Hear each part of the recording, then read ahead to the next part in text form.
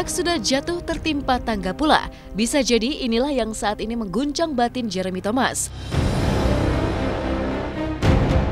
Bagaimana tidak, belum merampung permasalahan hukum Axel sang putra akibat kasus narkoba, pekan ini lagi-lagi Jeremy harus terseret masalah hukum karena ditetapkan sebagai tersangka kasus dugaan penipuan sebuah villa senilai 16 miliar rupiah di Pulau Dewata, Bali.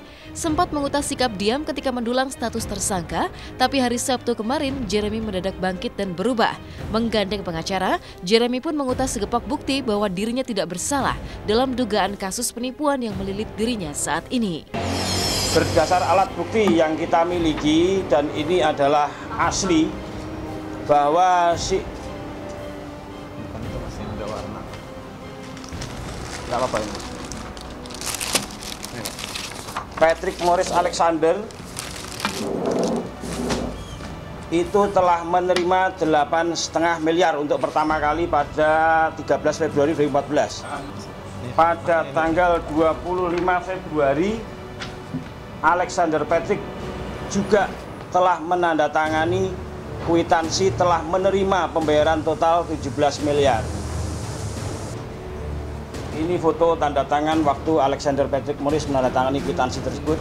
Selanjutnya, Mabes Polri, Sehi Bareskrim Sehi Karobin Op, UB Kabar Kresmob telah mengeluarkan surat perintah tugas pencarian atau penangkapan terpidana atas nama Alexander Patrick Maurice.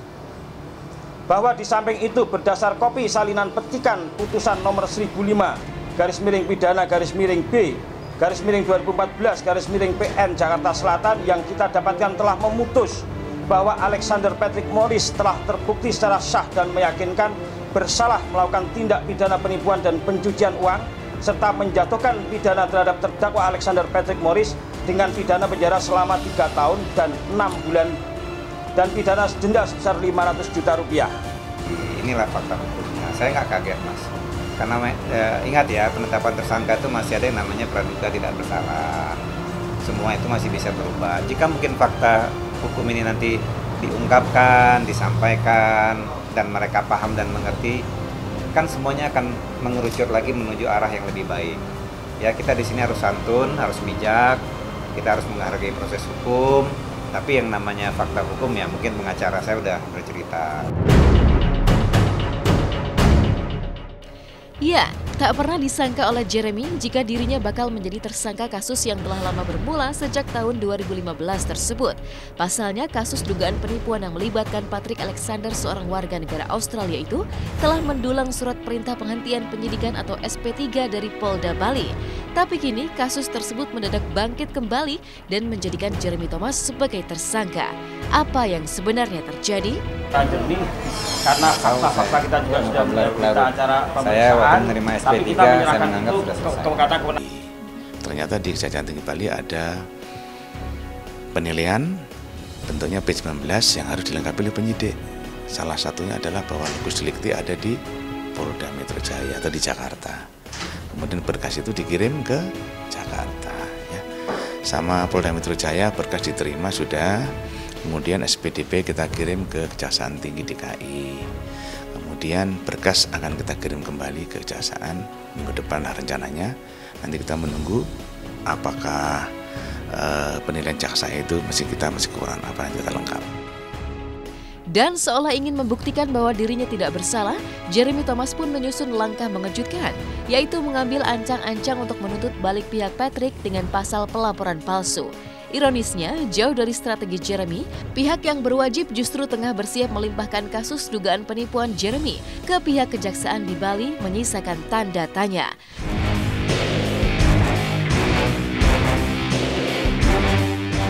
Benarkah Jeremy akan segera digelandang dan ditahan di Pulau Dewata, Bali jika kasusnya telah dilimpahkan ke kejaksaan nanti?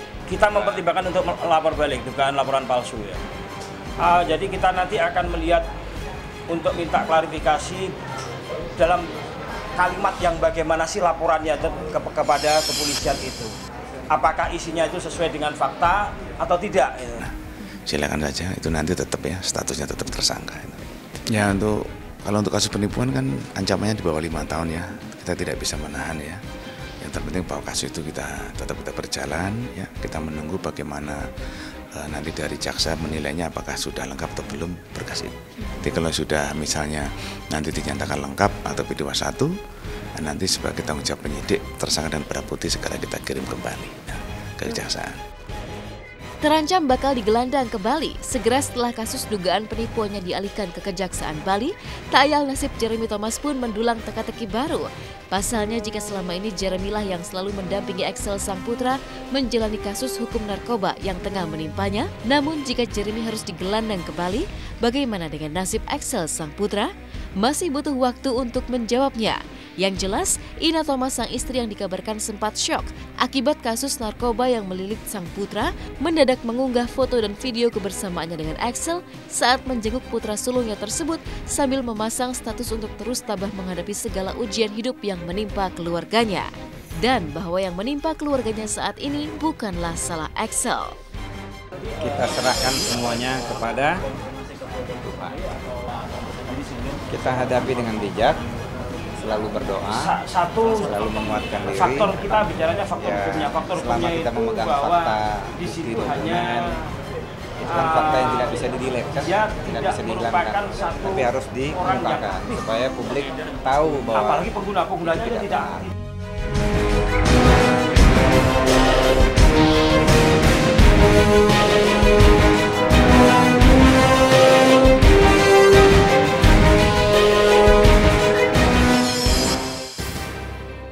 Kisah unik mewarnai kehadiran sinetron kolosal terbaru SCTV, Saur Sepuh The Series. Jika Hikmal Abram, pemeran Patih Gotawa sempat kerepotan saat menggunakan kostum dengan aksesoris yang rumit, lain halnya dengan Sabina Katya, sang pemeran Mantili. Atlet wushu ini sempat minder saat berhadapan dengan sederet artis kawakan. Lantas bagaimana dengan Samuel Zilguin yang harus kembali menjalani rutinitas syuting stripping setiap hari? Benarkah jika Franda sang istri sempat protes? Simak liputan selengkapnya hanya di Hot Shot sesaat lagi.